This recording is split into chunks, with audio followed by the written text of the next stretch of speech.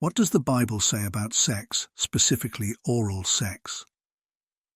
Before we delve into this topic, I'm excited to share some news. After much prayer and reflection, I'm thrilled to introduce a new series on our channel, The Bible and Sex. This series was inspired by the many questions I've received from viewers like you. One of the most frequently asked questions comes from a 28-year-old Christian woman named Sarah, who has been married for a few years and has a child.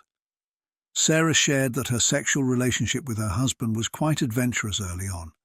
However, after giving birth, her husband stopped engaging in certain activities they once enjoyed, like oral sex.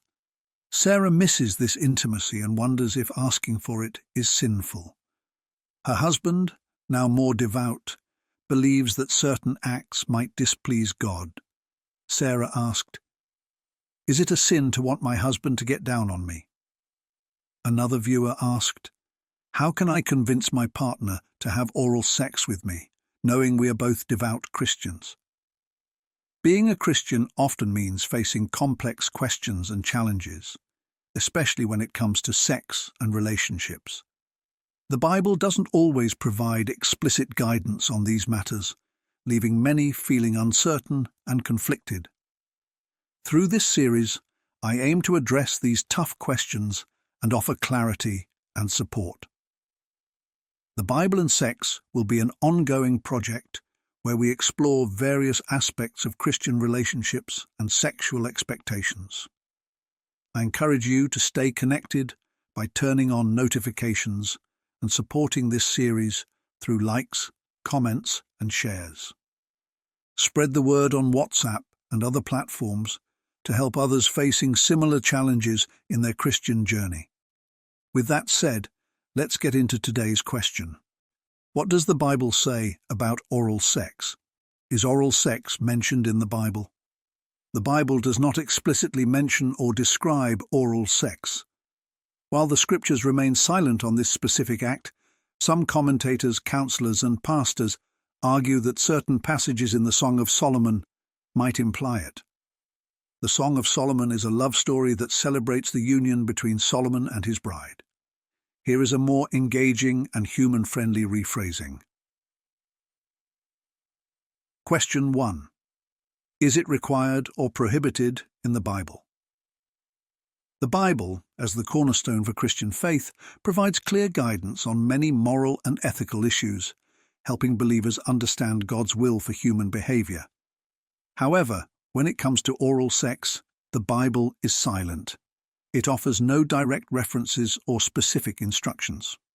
As Christians, it's crucial to exercise discernment and caution in interpreting biblical teachings. We should avoid hastily labeling any practice as sinful without clear evidence from Scripture. This approach helps prevent legalism, which can overshadow the core principles of Christian freedom and grace. Similarly, we must not declare something permissible if the Bible condemns it, as this would undermine Scripture's authority. Since the Bible doesn't explicitly address oral sex, we cannot definitively classify it as sinful. This silence leaves room for personal conscience and discernment, guided by broader biblical principles such as love, respect, and mutual consent within marriage. Therefore, without specific scriptural condemnation or endorsement, oral sex is neither required nor prohibited for Christians. It should be approached thoughtfully, prayerfully, and respectfully within the marital relationship, always seeking to honor God. Question 2. Is it unnatural? Physiologically, there is no evidence suggesting that oral sex is unnatural between a husband and wife. The Bible even celebrates the natural delight and desire shared between spouses, sometimes in ways that might seem unconventional. Proverbs 5:19, for example, encourages husbands to delight in their wives' love, emphasizing the enjoyment and pleasure of marital intimacy. The Song of Solomon is filled with poetic descriptions of romantic and physical affection between lovers. Specifically, Song of Solomon 7:7-8 praises the beauty and allure of the beloved, celebrating the sensual and erotic aspects of love. These scriptures highlight that the pleasures of marital love are meant to be enjoyed and cherished. Theologian John Piper has interpreted these verses to support the idea that a variety of sexual activities, including oral sex, can be seen as natural expressions of love and pleasure within marriage. Piper's interpretation aligns with the broader biblical theme of marital intimacy as a gift from God, meant to be fully enjoyed without shame by husband and wife. Therefore, the idea that oral sex is unnatural doesn't hold up against either physiological evidence or a thoughtful reading of biblical texts. Question 3. Is it unhealthy or could it cause harm? Health concerns are essential when it comes to any sexual activity. While oral sex is often seen as a lower-risk option compared to other forms of intercourse, it still carries significant health risks, especially regarding sexually transmitted diseases, STDs. For example, human papillomavirus, HPV, is a notable concern as it can lead to mouth and throat cancers. This underscores the importance of STD awareness and prevention. However, in a committed, monogamous marriage where both partners have been tested and are free of STDs, these health risks are significantly reduced.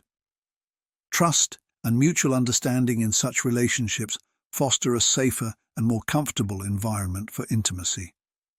Open communication about health status and taking appropriate measures ensures mutual well-being, promoting a healthy and fulfilling sexual relationship. Question 4. Is it unkind or unloving? Kindness and love are the bedrock of a healthy sexual relationship. Forcing a spouse to engage in any sexual activity against their will is unkind and unloving. However, when both partners willingly and enthusiastically participate, oral sex can be a beautiful expression of love and mutual pleasure. Question 5. Is it against the conscience of the spouse? A person's conscience is crucial in determining the appropriateness of any action. If one spouse feels uncomfortable or morally conflicted about oral sex, their feelings should be respected.